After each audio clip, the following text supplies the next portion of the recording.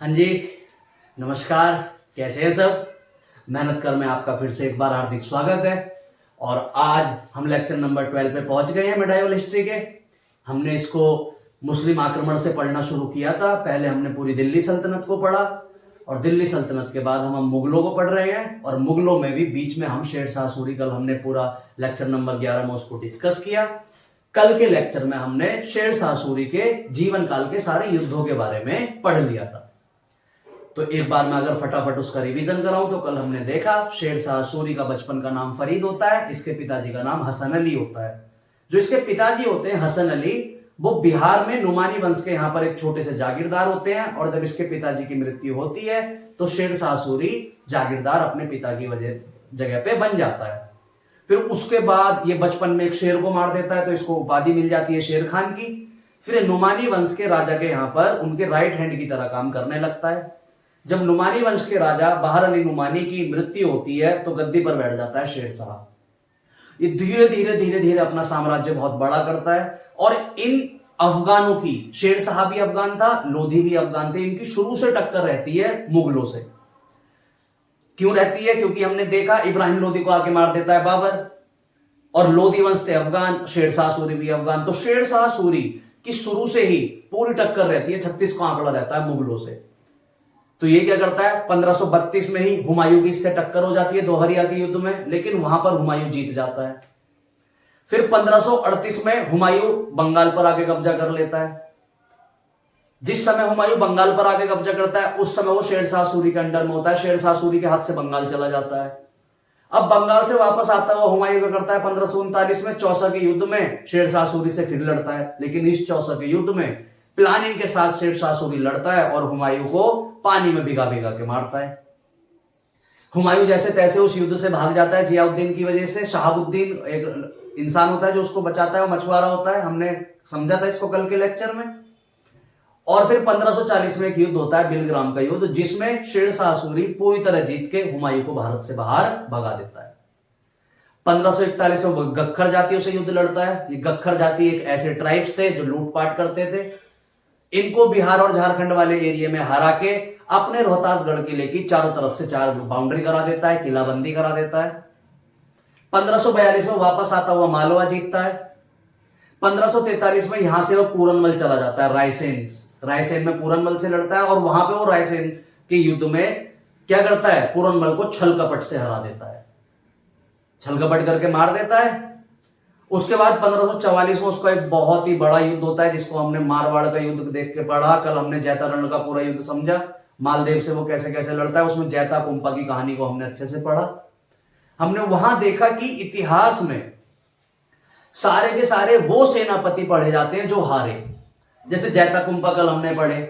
कवि पृथ्वीराज चौहान को हम समझ रहे थे लेक्चर नंबर 2 और लेक्चर नंबर 2 में तो हमने देखा था वहां पे जब वो नीचे परमार्दी देव पर हमला करने गया था तो वहां पर अलाउद्दीन लड़े। जब हमने अलाउद्दीन को पढ़ा तो हमने वहां पर देखा गोरा बादल लड़े। सारे सेनापति हारे, लेकिन इतिहास में फिर भी इनको तवज्जो क्यों दी गई? क्योंकि ये जब लड़े थे जब इनकी मौत निश्चित थी। अरे हर कोई थोड़ी ना लड़ जाएगा ऐसे कि ये पता हुआ कि हम हारेंगे तब भी हम लड़ रहे हैं। तो फाइनली 1544 में मालदेव हार जाता है और शेर शाह सूरी उसको भी जीत जाता है। और 1545 में कालिंजर का युद्ध राजा कीरत सिंह से डांसर के लिए लड़ता है शेर शाह सूरी। और इस युद्ध में गोले के बारूद बराबर में फटने के कारण शेर शाह सूरी के चीथड़े उड़ जाते हैं और शेर शाह सूरी की मृत्यु हो जाती है। इतना कल हमने डिटेल में पढ़ा था। और इसकी मृत्यु के बाद बिहार में सासाराम में इसको दफना दिया जाता है, जहां इसका आज भी किला है। आज आप देखेंगे सासाराम का तो तालाब के बीच में इसका किला है। उस पानी के चारों तरफ तो इतनी क्या कहते हैं जूप्लांक्टन और फाइटोप्लांक्टन जम गए हैं कि पूछो मत। कि इस पे ज्यादा खास कोई ध्यान अब रोहतासगढ़ के किले पे या सासाराम पर कोई खास ध्यान अब नहीं देता। ठीक है, अब देखो आज हमें आगे पढ़ना है कि शेर शाह सूरी की मृत्यु के बाद, ठीक है कि ये ज्यादा समय तक ये वंश नहीं चल पाया, शूर वंश, लेकिन इसने बहुत सारे सामाजिक सुधार किए थे। आज हमें इसके सामाजिक सुधार पढ़ने हैं। इसने इतने सारे सामाजिक सुधार किए कि आगे जाके इसके सारे सुधारों को कॉपी पेस्ट कर दिया अकबर ने। क्योंकि हमने देखा 1555 में हुमायूं आएगा, 56 में मर जाएगा, और 56 के बाद भारत की सल्तनत पर अगर कोई बैठेगा मुगल एम्पायर में तो अकबर बैठेगा। और अकबर इतना महान सम्राट क्यों बना? क्योंकि उसने शेर शाह सूरी के ही सारे सामाजिक सुधार को कॉपी पेस्ट कर दिया था। वो हम समझते हैं कि इसने क्या किया। क्विक रिवीजन में देखते हैं 1532 में कौन सा युद्ध हुआ था, कल हमने पढ़ लिया था, दोहरिया का युद्ध। फिर 1538 में बंगाल अभियान हुमायूं द्वारा, इन दोनों में शेरशाह हारता है। 1539 में चौसा का युद्ध, 1540 में बिलग्राम, इसमें हुमायूं पूरी तरह हार के इसको भगा देता है। 1541 में गक्खड़ जातियों के खिलाफ लड़ता है, जहां पर रोहतासगढ़ किले की चारों तरफ से बाउंड्री करा देता है। 1542 में मालवा जीत लेता है। मालवा किस लिए, कृषि पर्सपेक्टिव से टैक्स कलेक्शन अच्छा था। 1543 में रायसेन पर हमला कर देता है। रायसेन के उस समय राजा कौन थे, पूरनमल, इनको छल कपट से हराता है। 1544 में मारवाड़ पर हमला कर देता है। मारवाड़ पर उस समय कौन शासन कर रहा था, मालदेव के कौन बहादुर दो सेनापति थे, जैता और कुंपा। हमने कल समझा कैसे चालाकी से इनको ये हराता है। और 1545 में कालिंजर का युद्ध, कालिंजर की मुहिम चलाता है और एक डांसर के लिए लड़के मर जाता है। कालिंजर में किससे लड़ता है, राजा कीरत सिंह से। इतना कल हमने पढ़ लिया था। और फाइनली जब ये मर जाता है तो इसको कहां दफनाया जाता है, सासाराम। बिहार में जगह पड़ती है सासाराम, बेसिकली ये बिहार का था, तो इसको सासाराम में ही दफना दिया जाता है। इतना कल हमने पढ़ लिया था। ठीक है, अब देखो इसके कुछ सामाजिक सुधार हम बाद में पढ़ते हैं, पहले देखते हैं जब शेरशाह सूरी की मृत्यु हुई तो उसके बाद क्या हुआ। जब 1545 में शेरशाह सूरी की मृत्यु हुई, इसकी मृत्यु हो गई, तो इसके बाद इसका बेटा था इस्लाम शाह सूरी। ठीक है, शेरशाह सूरी के बाद दिल्ली की गद्दी पर बैठता है इस्लाम शाह सूरी। ये भी बिल्कुल शेरशाह सूरी जितना ही महान होता है और बहुत अच्छे से शासन करता है। उधर हुमायूं नजर गड़ाए बैठा है कि क्या कोई ऐसा राजा आया है कि मैं दोबारा इसको हरा के भारत पर हमला कर दूं, नहीं। वो देखता है कि इस्लाम शाह सूरी भी योग्य राजा है, अभी मैं भारत पर हमला करूंगा तो मैं दोबारा हार जाऊंगा। इसलिए हुमायूं ईरान में रह के अभी अपनी आर्मी बना रहा है और भारत की गद्दी पर बैठ रहा है इस्लाम शाह सूरी। इसको पता नहीं क्या रोग होता है, 1553 में हो जाती है इसकी मृत्यु। 8 साल बाद इसकी क्या हो जाती है, मृत्यु। इस्लाम शाह के बाद गद्दी पर बैठता है सिकंदर शाह। जब सिकंदर शाह गद्दी पर बैठता है तब हुमायूं देखता है कि अब जो गद्दी पर बैठा है सूरवंश में वो कैसा राजा है, योग्य है या नहीं है। तो एक दिन में तो पता चल नहीं जाएगा कि योग्य है या नहीं है। तो 1 साल हुमायूं देखते हैं कि 1 साल में क्या क्या बदलाव करता है, कहां कहां जाके जंग लड़ता है, उससे पता चल जाएगा कि ये योग्य है या नहीं। ये 1 साल में कुछ बड़ा काम करता ही नहीं। उधर से हुमायूं समझ जाता है कि अब सूरवंश में एक ऐसा राजा आया है जो बकलोल है, और हुमायूं को मिल जाता है मौका और वो सिकंदर शाह पर अटैक कर देता है। हमने पढ़ा 1555 में वो 2 अटैक करता है, एक करता है लुधियाना के मच्छीवाड़ा में और दूसरा करता है सरहिंद में। और सरहिंद को जीतने के बाद हुमायूं दोबारा से सूरवंश को खत्म करके मुगल वंश की स्थापना कर देता है। ये हमने पहले भी पढ़ लिया है, ये तो मैंने सिर्फ अब एक रिवीजन कराने की कोशिश करी और आगे कैसे कैसे सूरवंश चला। ये 1555 में दोबारा से मुगल आ जाते हैं सूरवंश को हटा के। ठीक है, अब देखो जब हमने पढ़ना शुरू किया था तो हमने देखा सबसे पहले आया था गुलाम डायनेस्टी, गुलाम के बाद आए खिलजी, खिलजी के बाद आए तुगलक, तुगलक के बाद आए सैयद और सैयद के बाद आए लोधी। लोधियों को हटा के कौन आ गए, मुगल, है ना। ये हमने पढ़ा। कार्यकाल इसका 1206 से 1290, ये 1290 से 1320, ये 1320 से 1414 पूछा जाता है। ये 1414 से 1451 और ये 1451 से 1526 और मुगल 1526 से 1857। ये चल रहा था। ठीक है, हम जानते हैं लोधी वंश में इब्राहिम लोधी था और मुगलों में बाबर। मुगलों ने आके लोधी को हटा दिया और 1526 में मुगल वंश की स्थापना कर दी थी, ये हमने पढ़ लिया। लेकिन 1526 से 1540 तक तो भारत पर कब्जा रहता है मुगलों का, ठीक है। लेकिन 1540 से 1555 तक, बीच में 15 साल के लिए, फिर दोबारा अफगान आके शासन करते हैं। और इस बार अफगानों को लीड कौन कर रहा था? शेर शाह, ठीक है। हमने ये भी पढ़ा कि ये चारों के चारों वंश सैयद तक ये थे सारे तुर्क, क्योंकि तुर्क साइड से आए थे, जबकि लोधी थे अफगान। ये कौन थे? अफगान। तो अफगानों को आके कौन हरा देता है? बाबर। और बाबर आके लोधियों को पूरी तरह विनाश करके अपने वंश की स्थापना कर देता है। लेकिन बीच में एक बार फिर से अफगानों का उदय होता है, और उस बार अफगानों का जो उदय होता है उसका मेन सबसे बड़ा शासक कौन होता है? शेर शाह, जो दोबारा मुगलों को क्या कर देता है? हटा देता है। और दोबारा मुगल 1555 में इनको पूरी तरह क्या कर देते हैं? नाश, और दोबारा से मुगलों की नींव रख देते हैं, ठीक है। ये घटनाक्रम, ये क्रोनोलॉजी आपको माइंड में मैपिंग करनी पड़ेगी, तभी हिस्ट्री समझ आएगी। ये पूरी फिल्म है, पूरी मूवी है जो समय के साथ चल रही है। आपको इसको मूवी के तौर पे देखना पड़ेगा कि कैसे घटनाक्रम हो रहा है, ठीक है। हमने इसको बाकी के लेक्चर्स में बहुत अच्छे से पढ़ लिया है। तो क्योंकि अफगान वंश की दोबारा से शेर शाह ने स्थापना करी थी, कितने समय के लिए? लगभग 15 सालों के लिए, इसलिए इसको क्या बोला जाता है? द्वितीय, सेकंड अफगान वंश। तो कई बार पूछा जाता है कि दूसरा अफगान वंश की स्थापना किसने करी थी? शेर शाह ने। जबकि पहले अफगान वंश की स्थापना किसने करी थी? लोधी वंश ने। पहले लोधियों को आगे किसने मारा? मुगल वंश ने। मुगल वंश में किसने मारा? बाबर ने। और दूसरे अफगान वंश को किसने मारा? हुमायूं ने। तो मुगल और अफगान शुरू से ही एक दूसरे से लड़ते रहे। क्यों? क्योंकि इसको भी समझो, हम जानते हैं बाबर यहां से आया था हमारे पास, फरगाना से, फरगाना से आया था ना बाबर, और फरगाना के जस्ट नीचे है अफगानिस्तान।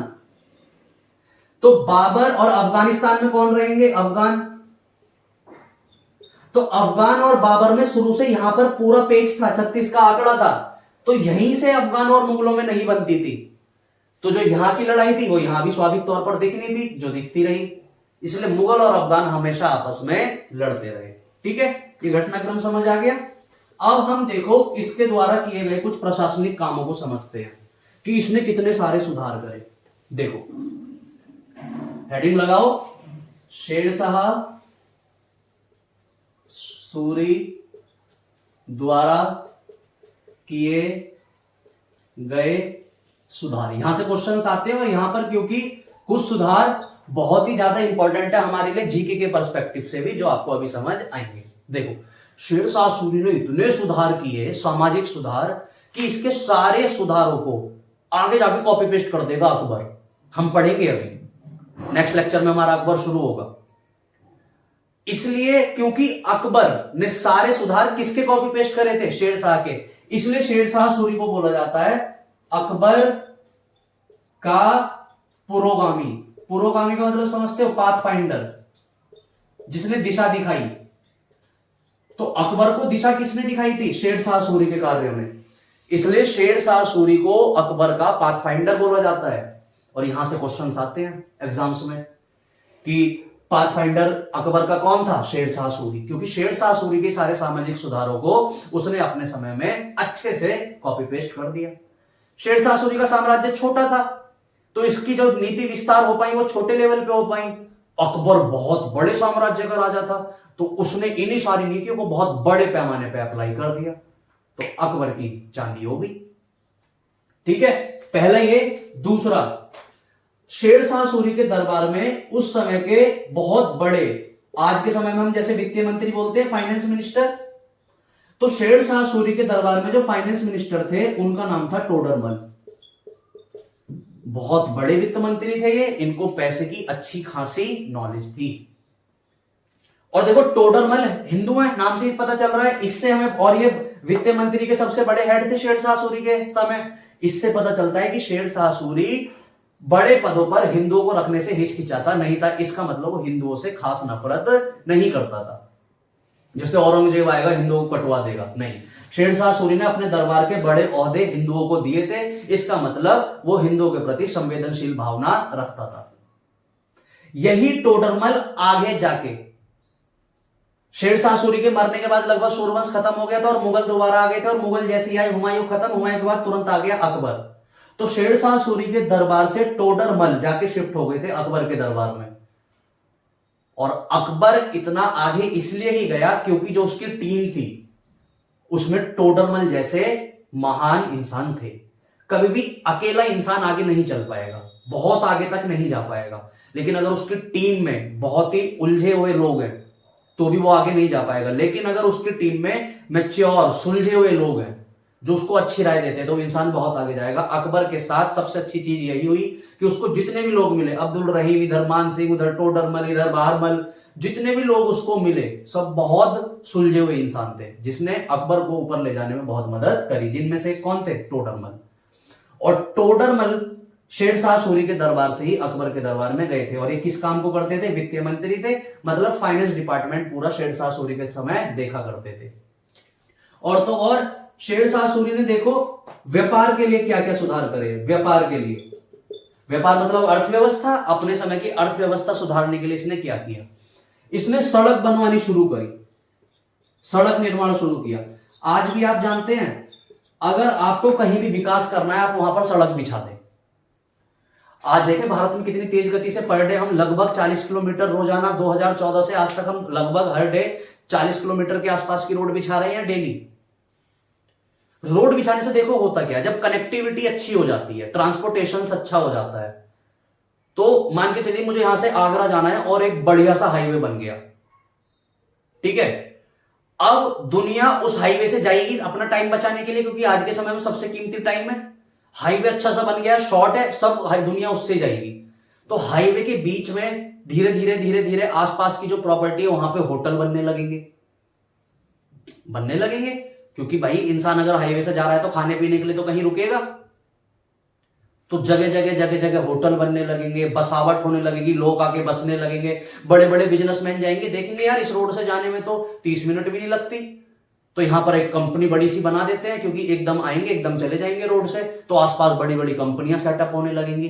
तो जहां पर कनेक्टिविटी अच्छी होगी वहां पर अपने आप डेवलपमेंट हो जाएगा। आप कभी भी देखना, शेरशाह सूरी ने इस चीज को समझा कि अगर मेरे को अपनी अर्थव्यवस्था व्यापार सुधारना है तो मेरे को अपना सड़क निर्माण अच्छे से करना पड़ेगा, सो दैट जितनी भी गाड़ियां हैं वो आराम से चली जाएं आ जाएं। खेतों में होके जाएंगी, नहर नहर नहर नहर तो कोई भी लूट लेगा।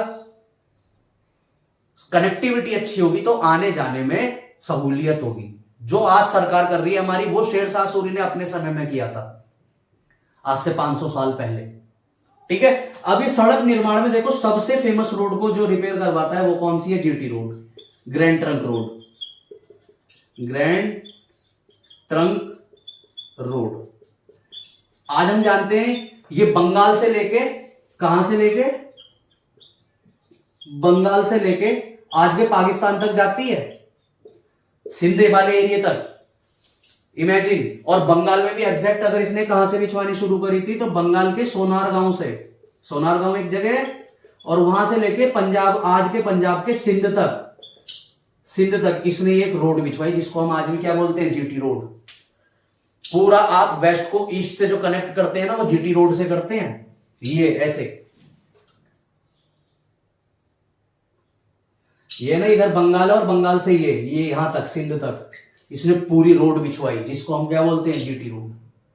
क्यों बिछवाई थी? सो दैट जितना भी व्यापार हो रहा है, ट्रेड हो रहा है, उसको आने जाने में आसानी हो जाए, ठीक है। और तो और इसने यहां आगरा से पूरे यहां तक राजस्थान में एक रोड और बिछवाई, सो दैट यहां से, क्योंकि सारा उस समय व्यापार मेनली गुजरात से होगा, तो गुजरात से जाने में आसानी हो जाए, ठीक है। तो आगरा से लेके यहां पर राजस्थान में इसने एक रोड और बिछवाई, सड़क बनवाई। क्यों बनवा रहा है सड़क? सो दैट व्यापारियों को आने जाने में सहूलियत हो जाए। और इधर पाकिस्तान में लाहौर से लेके मुल्तान तक, कहां से? लाहौर से लेके मुल्तान तक एक सड़क और बनवाई बढ़िया वाली, सो दैट यहां से पश्चिम, हम इन देशों से, जो हमारे पश्चिम में सारे देश हैं, अरब देश हैं, उनसे व्यापार कर सके। तो अपनी अर्थव्यवस्था को सुधारने के लिए सड़क निर्माण शुरू किसने किया? शेरशाह सूरी ने किया। सबसे फेमस रोड उसमें कौन सी आ जाती है? जीटी रोड, जिसका निर्माण किसने किया? शेरशाह सूरी। कई बार आपसे जीके के क्वेश्चंस में पूछ लेता है ये चीज। ठीक है। तो तीसरा इसने क्या किया, व्यापार सुधारने के लिए सड़क निर्माण शुरू किया। ठीक है, ये चीज याद रखना। चौथा, ये किसानों को बड़ा कृषि सुधार, देखो इसके, ये जानता था भारत एक कृषि प्रधान देश है, जहां पर किसानी होगी, अगर मैं किसानों की हालत सुधार दूं तो मैं अपने आप बहुत बड़ा, बहुत रिच राजा बन जाऊंगा। अब देखो, शेरशाह सूरी ऐसा नहीं है कि उसकी पैराशूट लैंडिंग हुई थी, वो बहुत ही छोटे घर से एक जन्मा था और करते करते हर लेवल से गुजर के वो भारत का बादशाह बना था। तो उसको पता था हर लेवल पे क्या दिक्कत है। वो ऐसे थोड़ी नहीं है कि किसी नेता के घर में जन्मा और बाप के बाद आके वो बन गया, नहीं, उसने शुरू से संघर्ष किया था। आपने देखा होगा आज भी जैसे यूपीएससी आप क्रैक करोगे ना, तो ऐसा नहीं है डायरेक्ट आपको डीएम दे देगा, बहुत रेयर केस में आपको डीएम देता है। ठीक है, डीएम की पोस्ट पे नहीं ले जाएगा, आपको पहले बना देगा तहसीलदार, तहसीलदार के बाद बोलेगा नायब तहसीलदार में जाओ, फिर उसके बाद एसडीएम, उसके बाद एडीएम, तब आप डीएम पे आते हो। क्यों? क्योंकि आप डायरेक्ट डीएम पे आओगे तो नीचे के 4 लेवल का काम आप समझ ही नहीं पाओगे कि वहां पे करप्शन कैसे हो रहा है, वहां पर घोटाले कैसे हो रहे हैं। इसलिए जब आप यूपीएससी क्रैक करते हो तो आपको पहले तहसीलदार बना दिया जाता है, पहले तहसीलदार में काम करो, देखो वहां काम कैसे होता है, क्या क्या दिक्कतें आ रही हैं, कैसे कैसे करप्शन होता है। फिर उसके बाद आप नायब तहसीलदार बन जाओ, फिर एसडीएम बनो, एसडीएम में देखो क्या क्या चैलेंजेस है, फिर एडीएम बनो, एसडीएम अगर नहीं है तो सीओ बनो, कमिश्नर ऑफिसर। जहां एसडीएम नहीं होता वहां सीओ होता है ना, कमिश्नर ऑफिसर। उसके बाद एडीएम बनो, तब आपको डीएम लेके जाता है। अब नीचे बिल्कुल उसको क्लर्क में मत घुसेड़ देना, एलडीसी यूडीसी में, लोअर डिविजनल क्लर्क और अपर डिविजनल क्लर्क में, कि बिल्कुल ही नीचे लेके जाओ, बिल्कुल नीचे तो नहीं लेके जाएंगे। और शेरशाह सूरी भी ऐसा था कि वो हर लेवल से उठ के आया था, तो उसको पता था कि गैप कहां है, बहुत अच्छे से समझता था। तो इस गैप को भरने के लिए, किसानी को सुधारने के लिए उसने बहुत सारे निर्णय लिए। सबसे पहले उसने अपने समय में किसानों को रैयत कहकर पुकारा। क्या कहकर पुकारा? रैयत। तो कई बार क्वेश्चंस पूछा भी जाता है कि किसानों को रैयत से तुलना किसने करी थी? शेरशाह सूरी ने। और आगे जाके हम अभी मॉडर्न इंडिया में पढ़ेंगे कि रैयत वाली व्यवस्था पूरी आई किसानों को लेके, तो वो कहां से ओरिजिन हो रही है? शेरशाह सूरी के सामाजिक सुधारों से। अब इसने देखा यार कृषि में बहुत बड़ा करप्शन है, क्योंकि ये तो भाई छोटे छोटे हर लेवल से धीरे धीरे बढ़ा था, तो जब ये लेवलों से गुजर रहा था तो इसने देखा था अच्छा यहां पे पैसे ऐसे मारे जाते हैं, यहां पे घोटाला ऐसे होता है, तो ये सारी चीजें जानता था। जैसे मान के चलो कोई थाना है, ठीक है, तो थाने का अध्यक्ष होगा भैया दरोगा, है ना। कोई गरीब गया दरोगा के सामने रिपोर्ट लिखवाने, तो दरोगा बोलेगा कि भाई रिपोर्ट लिखवाने के लगेंगे 4000। कितने लगेंगे रिपोर्ट लिखवाने के? 4000। तो इसका जो सिपाही होगा वो जाके उससे बोलेगा कि दरोगा जी ने मांगे 5000, होगा ना। दरोगा अपने सिपाही को बोलेगा कि जाके बोल उसको कि अगर उसे रिपोर्ट अपनी एफआईआर लिखवानी है तो एफआईआर लिखवाने के लगेंगे 4000। तो उसका जो सिपाही होगा ना वो जाके बता देगा 5000, 1000 रुपए अपना जोड़ देगा। यही तो करप्शन है बीच में। अब उस गरीब की हिम्मत इतनी कि जाके दरोगा से पूछ ले?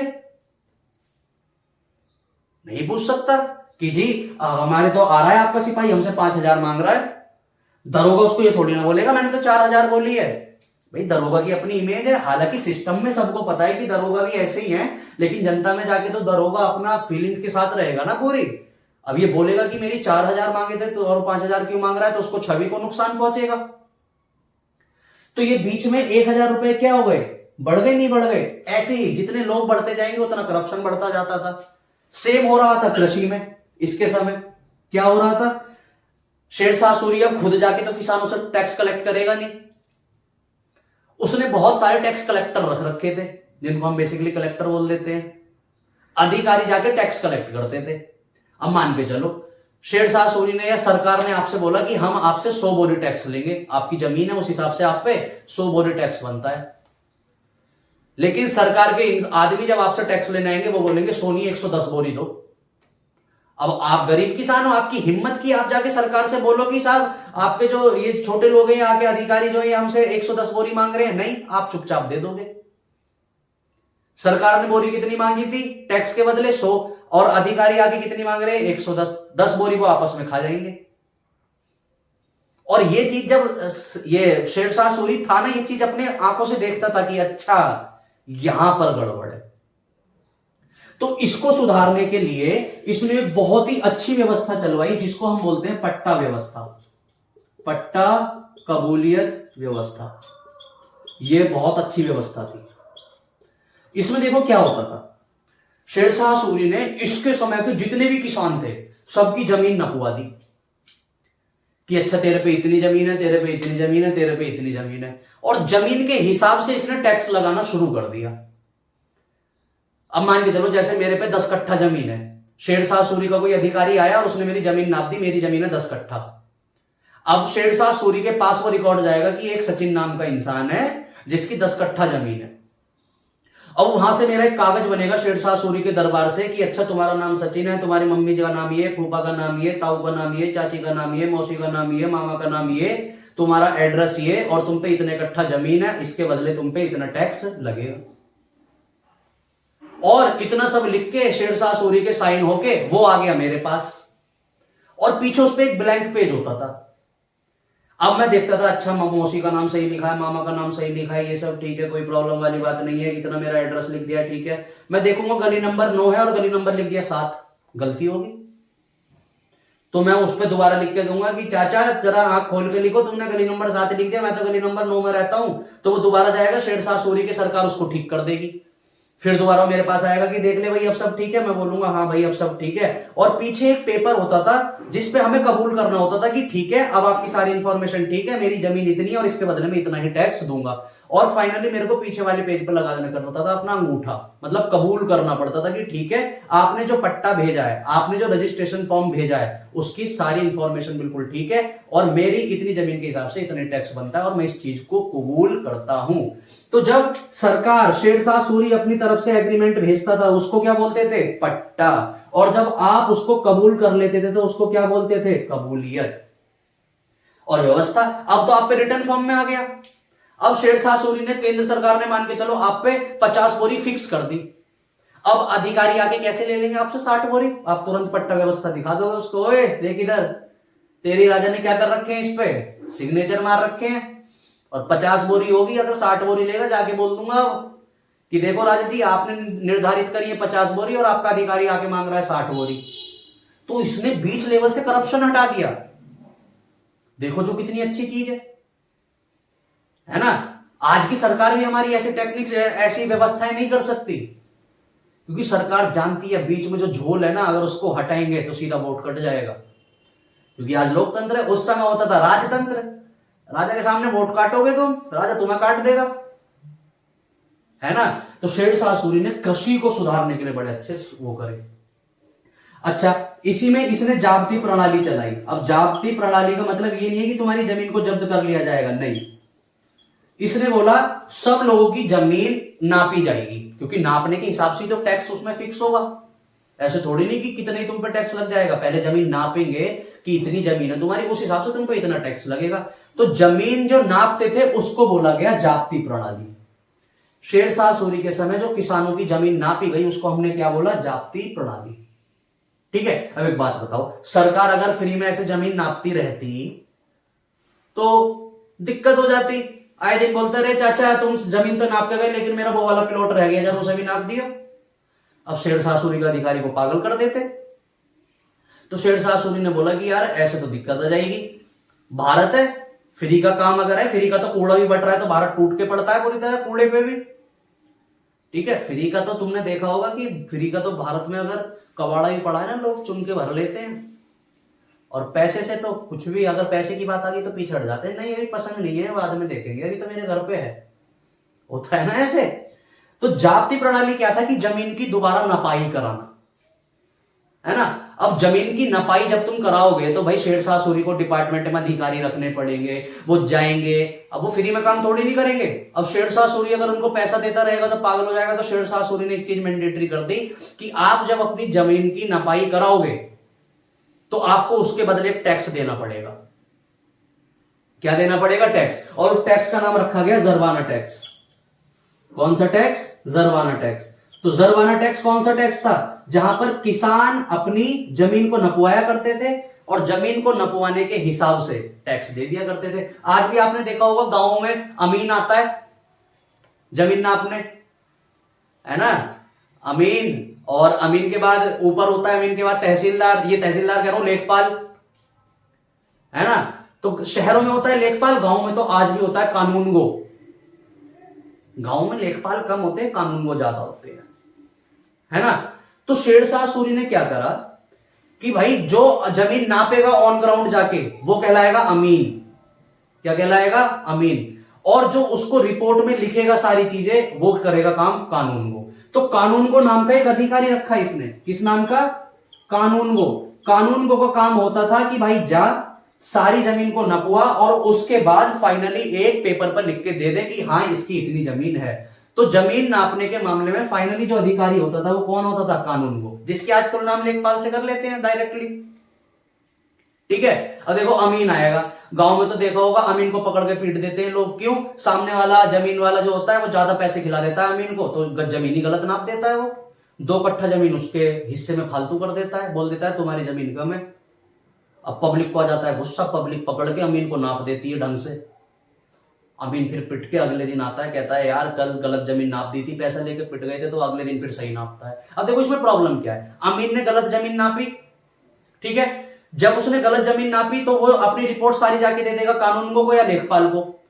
अब लेखपाल तो अमीन के हिसाब से कागज में चढ़ा देगा और फाइनली अपनी मोहर लगा के एसडीएम को दे देगा।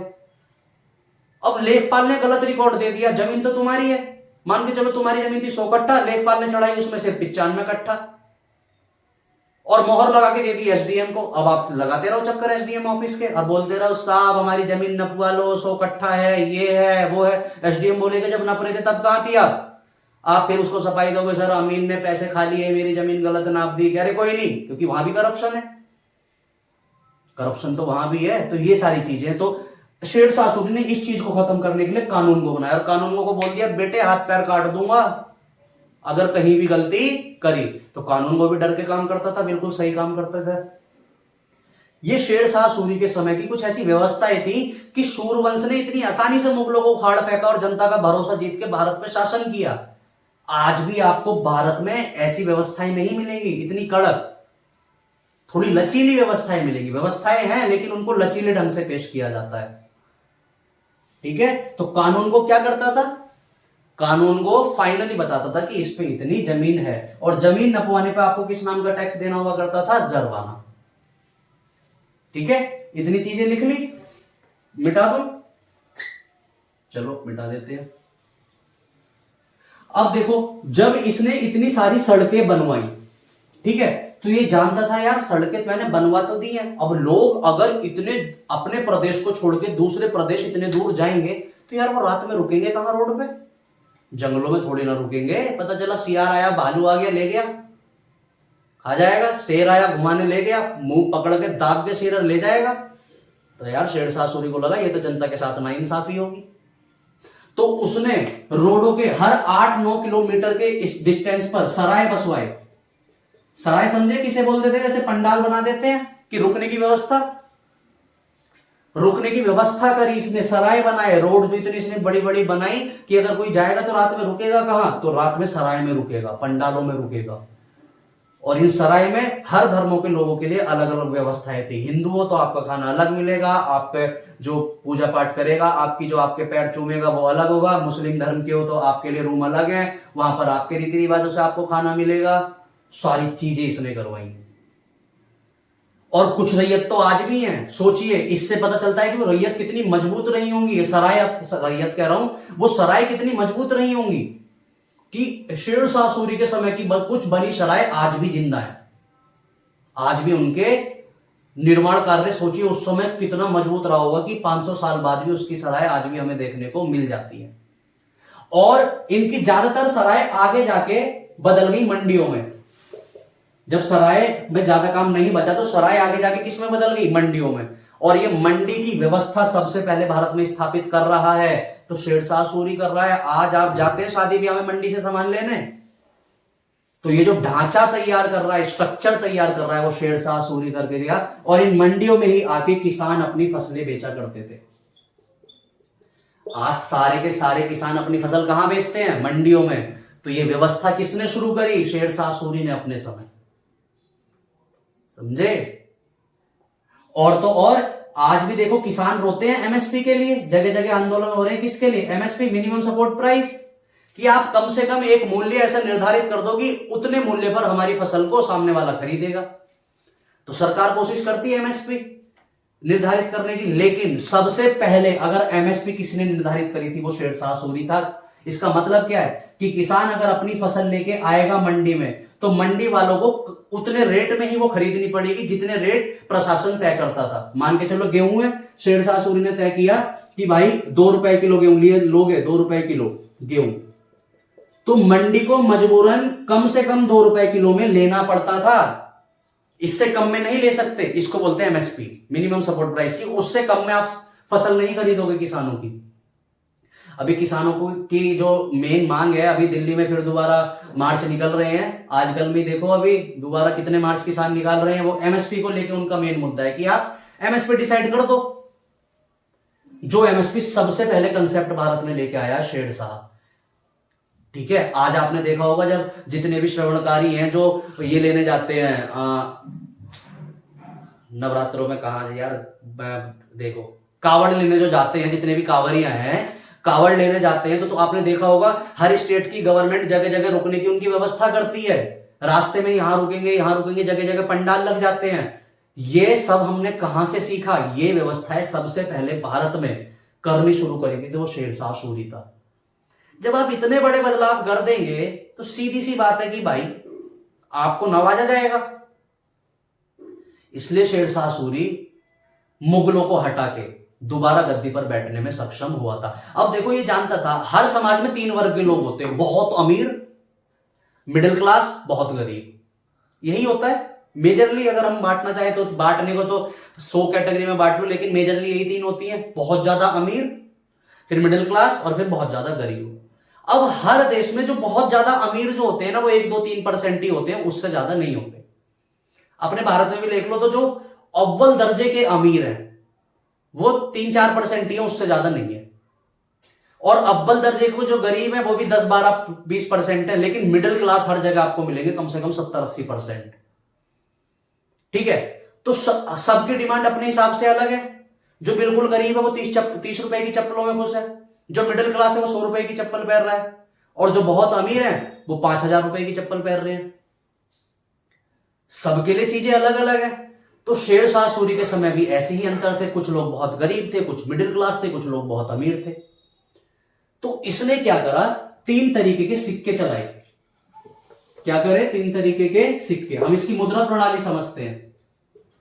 मुद्रा प्रणाली की सिक्कों को लेके इसने, मुद्रा को लेके क्या सुधार किया, इसने 3 तरीके के सिक्के चलाए, एक अमीरों के लिए, एक मध्य वर्ग के लिए और एक गरीबों के लिए। अमीरों के लिए चलाया इसने सोने का सिक्का। किसका, सोने का सिक्का। मध्य वर्ग के लोग क्योंकि मीडियम थे उनके लिए चलाया चांदी का सिक्का, है ना। और जो बिल्कुल ही गरीब थे उनके लिए चलाया इसने तांबे का सिक्का। समझे, सोने के सिक्के को बोला गया असरफी। असरफी, तेरी झलक असरफी, गाना भी है। तो असरफी मतलब क्या होता है, सोना। लड़का लड़की से गाने में कह रहा है कि तेरी एक झलक असरफी, मतलब अगर तेरी एक झलक दिख गई तो मां जैसे सोना ही सोना। ओहो, लड़का ऐसे ही करता है, लड़की पागल हो जाती है, देखो मेरे बारे में, वो मेरी शक्ल कह रहा है सरफी। अबे पहली बार में कह रहा है सरफी क्योंकि पहली बार मिला है, ठीक है। गाना भी देखा होगा ना आपने, देखा होगा कि उसमें गाने में बोलता है तेरी झलक असरफी। असरफी मतलब किससे तुलना कर रहा है, सोने से। और शेरशाह सूरी ने जो सोने का सिक्का चलाया था उसको बोला गया था असरफी। क्वेश्चन पूछ लेता है यहां से, ठीक है। असरफी के साथ सोने के सिक्के को इसके समय में एक चीज और बोला गया, मोहरा या मोहर, ठीक है। चांदी का सिक्का इसने भारत में चलाया मध्य वर्ग के लोगों के लिए, जिसको बोला गया रुपया। आज भारत की करेंसी क्या है, रुपया, रुपया। भारत में अगर सबसे पहले रुपया किसी ने चलाया तो वो कौन है, शेरशाह सूरी, ठीक है। तो ये यहां से क्वेश्चंस बहुत पूछे जाते हैं। हालांकि चांदी का सिक्का कभी गुप्त वंश ने शुरू किए थे, मौर्य वंश ने भी शुरू किए थे। चांदी के सिक्के भारत में चल रहे थे, लेकिन उनको रुपया जो नाम दिया वो शेरशाह सूरी ने दिया। ठीक है। और जो तांबे के सिक्के गरीबों के लिए थे उनको बोला जाता था दाम। दाम। ठीक है। आज भी आपने देखा होगा, हम बोलते हैं भाई क्या दाम है, तो ये दाम जो इंट्रोडक्शन हो रहा है दाम का भारत में, वो कौन कर रहा है? शेरशाह सूरी। दाम मतलब तांबे के सिक्के, रुपया मतलब चांदी के सिक्के, असरफी मतलब सोने का सिक्का। सोने का सिक्का हुआ करता था अमीरों के लिए, जिनको बहुत शाही चीजें खरीदनी थी, महंगी महंगी चीजें खरीदनी थी। मिडिल क्लास के लोग रुपया यूज करते थे और गरीब लोग तांबे का सिक्का यूज करते थे। ठीक है। तांबे के सिक्के को बोला गया दाम, चांदी के सिक्के को बोला गया रुपया, और सोने के सिक्के को बोला गया असरफी। ठीक है। कई बार रेशियो पूछ लेता है, भाई देखो चांदी महंगी आती है, सीधी सी बात है, और तांबा सस्ता आता है, तो क्या 1 रुपया बराबर 1 दाम होगा? नहीं। शेरशाह सूरी के समय एक चांदी के सिक्के के बराबर 64 तांबे के सिक्के हुआ करते थे। मतलब आप 64 तांबे के सिक्के इकट्ठे करो और जाके उसके बदले एक चांदी का सिक्का ले लो। जैसे मान के चलो आप 5-5 के आप पे 10 सिक्के हुए, तो 10 सिक्के जाके 5-5 के दे दो और एक 50 का नोट ले लो। क्या प्रॉब्लम है ना? या 10-10 के 100 नोट इकट्ठे करो और 1000 रुपए ले लो, 500-500 के 2 नोट, या 20 नोट 200 नोट इकट्ठे कर दो 10-10 के, 2000 पे एक नोट ले आओ। 2000 तो अब बंद ही हो गया। लेकिन 2000 के नोट से इनकी चांदी हो गई थी अमीरों की। अमीरों की चांदी हो गई थी 2000 के नोट से। क्यों? करप्शन करते हुए पता ही नहीं चलता था। 2000 रुपए का मतलब तुम एक गड्डी तुमने इधर डाली, एक गड्डी तुमने इधर डाली, 10 लाख रुपए तो तुम कैश लेकर ढीले ढाले कपड़ों पहन के चले जाओगे, किसी को पता ही नहीं चलेगा। करप्शन करना कितना आसान था। और वहीं 2000 की जगह तुम 100 के नोट की गड्डी तुम बनाओ और 2 लाख रुपए लेके जाओ, 10 लाख रुपए लेके जाओ, या बोरा भर के लेके जाओगे, हर कोई देखेगा हाँ भाई कहां ले जा रहा है बोरा। तो बड़ी करेंसी देश में नहीं चलनी चाहिए अगर करप्शन को रोकना है। इसलिए तो 2000 का नोट एकदम बंद हो गया। उस समय हम 2000 का नोट क्यों लाए थे? क्योंकि उस समय हमारी जरूरत थी। देश में करेंसी एकदम फैलानी थी, तो बड़ी मुद्रा छापना हमारी मजबूरी थी। लेकिन अब फ्लो अच्छा हो गया है, अच्छे से फ्लो हो रहा है मनी, तो 2000 का नोट धीरे धीरे बैकफुट पे चला गया, खत्म ही हो गया लगभग। ठीक है। तो ये अमीरों के लिए सोने का सिक्का, मध्य वर्गों के लिए चांदी का, रुपया मेन है। और एक चांदी के सिक्के बराबर कितने तांबे के सिक्के हुआ करते थे? 64। ठीक है। बहुत पूछ रहे होंगे भैया सोने और चांदी में क्या रिलेशन था, तो ये भी ले लो, सोना और चांदी। एक सोने के सिक्के बराबर 10 चांदी के सिक्के हुआ करते थे इसके समय में। ठीक है। इस रेशियो को आगे जाके अकबर ने गड़बड़ किया था, मतलब गड़बड़ नहीं, उसने अपने हिसाब से चेंज किया था। शेरशाह सूरी के समय यहां से क्वेश्चंस बीपीएससी में, यूपीएससी में, स्टेट पीसीएस में कई बार आया है, ध्यान रख लेना। खड़े क्वेश्चन पूछ लेता है कि शेरशाह सूरी द्वारा किए गए सामाजिक सुधारों का उल्लेख कीजिए। स्टेट पीसीएस के क्वेश्चंस हैं, ये सब लिखेंगे तो मास्टर खुश हो जाएगा कि हाँ भाई जड़े बता रहा है, अच्छा आंसर लिख रहा है। ठीक है। इसके समय प्रशासन व्यवस्था इतनी तगड़ी थी, न्याय व्यवस्था में इसने नाक काटने की और कान काटने की व्यवस्था चला रखी थी, जो आगे जाके शाहजहां ने, जहांगीर ने क्या करा था? कॉपी करी थी। इसके समय न्याय व्यवस्था ऐसी थी कि चाह के भी कोई अपराध नहीं कर सकता था। चोर डाकू कांपते थे शेरशाह के नाम से, क्योंकि सजा इतनी कट्टर थी। नाक काट ली जाती थी आपकी, और नाक भी पता है कैसे काटी जाती थी? एक धारदार हथियार रखा जाता था और पट्ट मारा था, आपकी नाक यहां से अलग हो जाया करती थी। ये सजाई थी शेरशाह सूरी के समय अपराध की। तो इसके समय अपराध की संख्या भी बहुत कम हो गई थी। तो इसकी जो न्याय प्रणाली थी, न्याय प्रणाली बहुत ही सशक्त थी, बहुत सशक्त। सशक्त मतलब मजबूत, पावरफुल, शक्तिशाली।